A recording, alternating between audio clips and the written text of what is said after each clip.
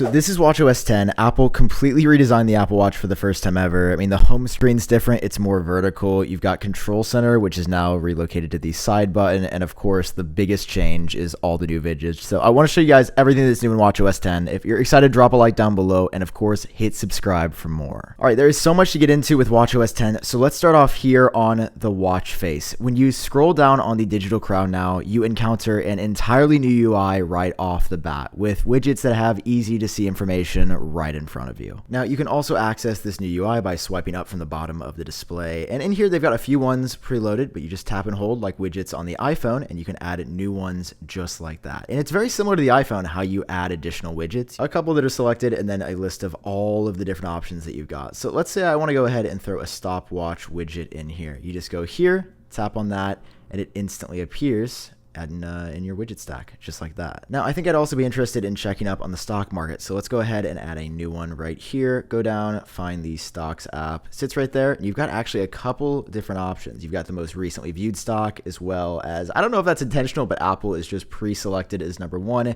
Tap on it right there, and it goes immediately below tips. And it seems like Apple doesn't actually want you to use too many of these, because I have 1, 2, 3, 4, 5, 6, 7. It looks like about 8 widgets in total. If I tried to add another, it says I've reached the widget limit. So Apple is only allowing you quick access to, it looks like, your 8 favorite widgets, which I think is pretty fair, but I feel like we could see more here. Obviously, if you want more information from a widget / complication, you tap into it and you can get all the details in here. But the second thing you're going to notice as soon as you enter a widget is that the respective app has been redesigned in watchOS 10. Almost every single app on your watch is going to look different. Just to give you a quick selection, we can go back to this new UI, tap on tips, for example, and you'll see the tips app looks a little bit different than it used to. Go back once again to your widget view, tap on activity, and you've got a whole new UI here as well with beautiful new blurs and animations that really do make this feel like the iOS 7 moment for the Apple Watch. I mean, the new UI on this update is next level. Pretty much everything just feels more intuitive on here. You've got quick actions as well now, like you can go here to your Messages app, which now has pinned contacts for the first time ever on the Apple Watch. Scroll down, and of course you have full access to all of your conversations per usual. So interacting with the digital crown is a new experience in watchOS 10, but so is using the side button. When you tap on that, for example, it gives you a nice overlay of a pretty similar control center to before. You've got all your quick options, AirPlay in here, but you can see again, when you tap on most things, it looks a lot different and definitely more similar to iOS. Apple Pay, though, is still in the same place as before. It's a double tap of the side button, and I know that seems really subtle, but this also blurs on top of whatever you're looking at, and it has a completely new animation that just makes this look phenomenal. There's just a ton of new animations like this one around the operating system, like whenever you go to the home screen as well. You have a subtle new animation that gives you a new look. Now, I know this is similar to what we got on the original Apple Watch, but you'll notice if I try to go left or right, it doesn't work that way anymore. The home screen has also been redesigned in watchOS 10. Instead of the sprawling honeycomb design that we had prior, you now have it all in a vertical UI. So you can go a little bit left and right to get a zoom on these side applications, but it's really up and down. Now, I was somebody who was hoping for the honeycomb UI to go away entirely, but I will say this is a pretty good compromise,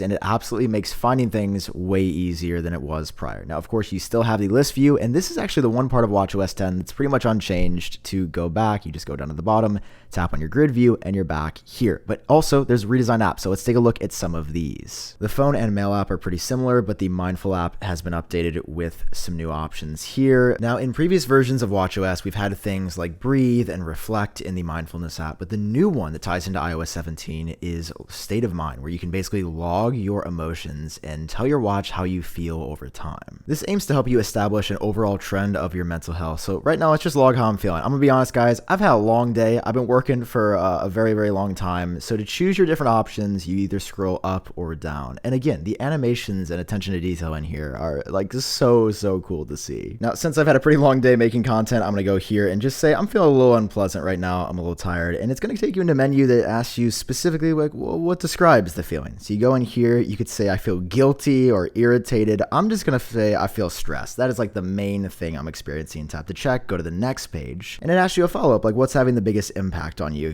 Current events, that is having a big issue. Dating, I don't know, these are really interesting to see like which ones Apple chose, or if none of these really feel what you're going through, you can just tap on add context and basically make your own. And again, you've got new buttons up here at the top for cancel and done. Next up, once you do that, you've got the mood officially logged, and now this is going to sync sync to all of your devices. It says you can even log twice a day, and that sounds pretty cool.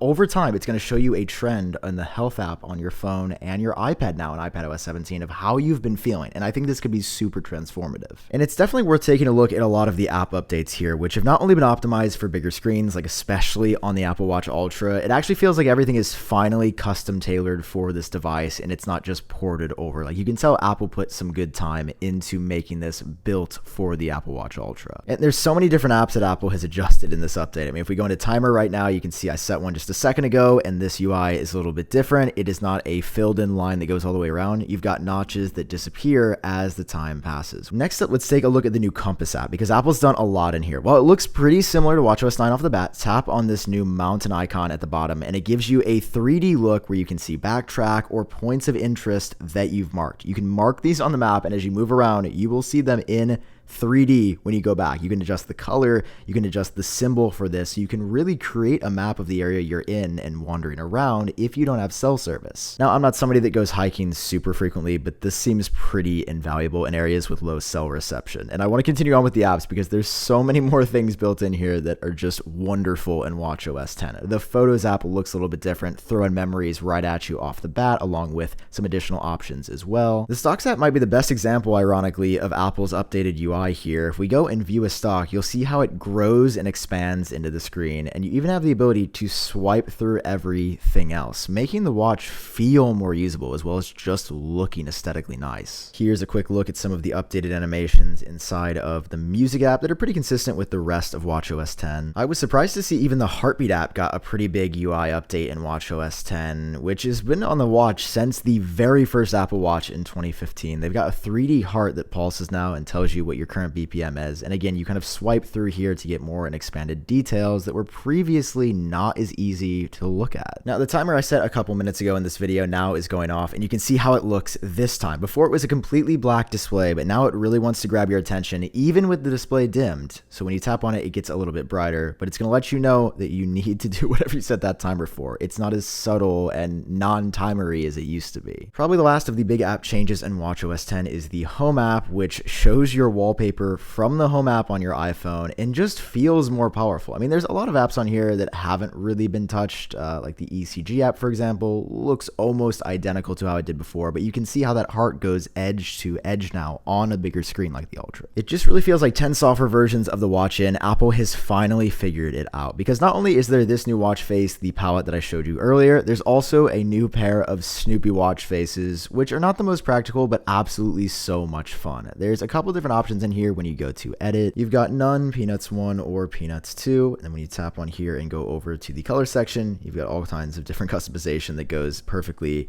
with the Snoopy and Bird characters. I mean, listen, I don't know if this is like super practical, but every time you go back to the watch face, does a little bit of a different animation for Snoopy. I don't actually know how many there are here, but I've just kind of been tapping throughout this video. Looks like there's 2 or 3 different options to choose from. So guys, this is watchOS 10. It's your very first look at all the new features coming to your watch when this launches to the public later this year. There is going to be a public beta sometime, probably around the middle of summer. But I gotta say, man, this is the update I've been waiting for. Apple has absolutely nailed it, and I've never been so excited to use my watch because it feels brand new. From the new watch faces to the way the interface works now with updates to Control Center, as well as this new widget glance UI. It makes looking at information so much quicker, and of course, other apps are going to be added to this over time. So let me know what you guys think about watchOS 10, and if you're going to be updating your watch immediately or holding off. I've been Sam, I hope you're doing well, and I'll catch you guys in the next video. Peace.